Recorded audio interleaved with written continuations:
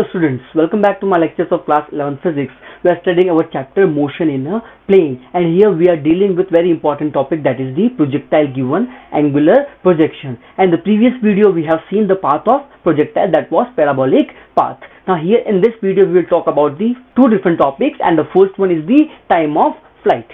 The time of flight, it is the time for which the object is in the flight. मतलब वो जो object है वो कितने टाइम के लिए फ्लाइट में है या फिर एयर में है, that is called as the time of flight. और you can say the time in which the object is reaching from point A to point B, that is called as the time of flight.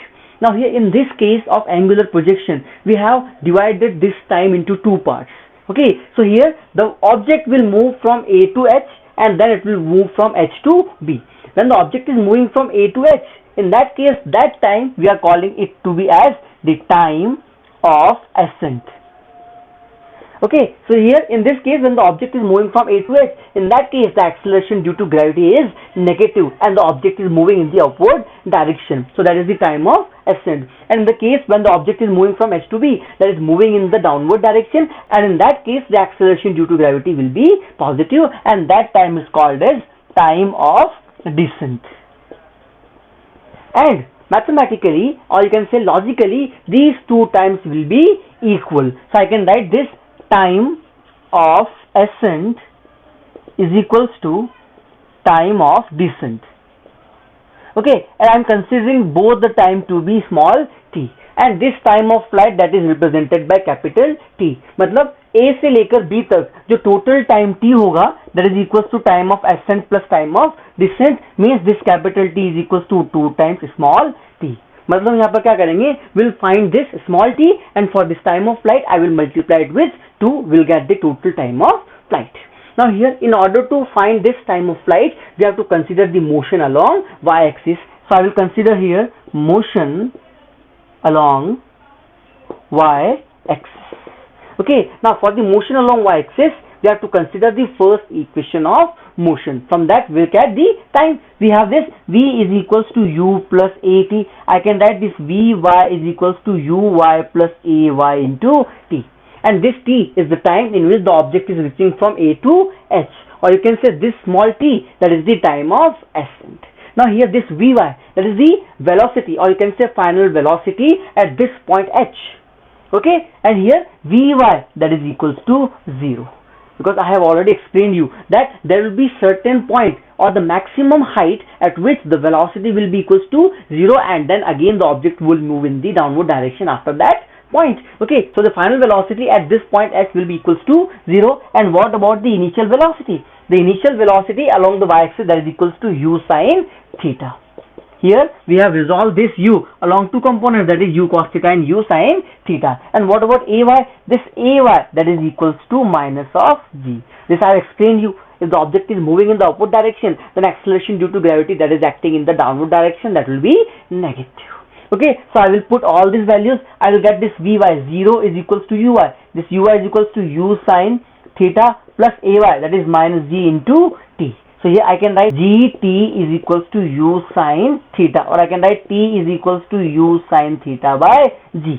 Okay, this t is the time of ascent, but here we have to calculate the time of flight, that is the time in which the object reaches from A to B, and the total time t is equals to 2t. So I can write here this capital T is equals to 2u sine theta by g. This is how we can calculate the time of flight for the projectile given angular projection. Now here we have another parameter that is related with the projectile given angular projection, that is the maximum height. That is the maximum height which a projectile attains when it is given the angular projection. Means जब ये h point तक पहुंच जाता है, in that case whatever the height is attained by that projectile, that is the maximum height. Okay, so here we have to calculate the value of h. Now this h is along the y-axis, so to calculate this h we have to consider the motion along y-axis.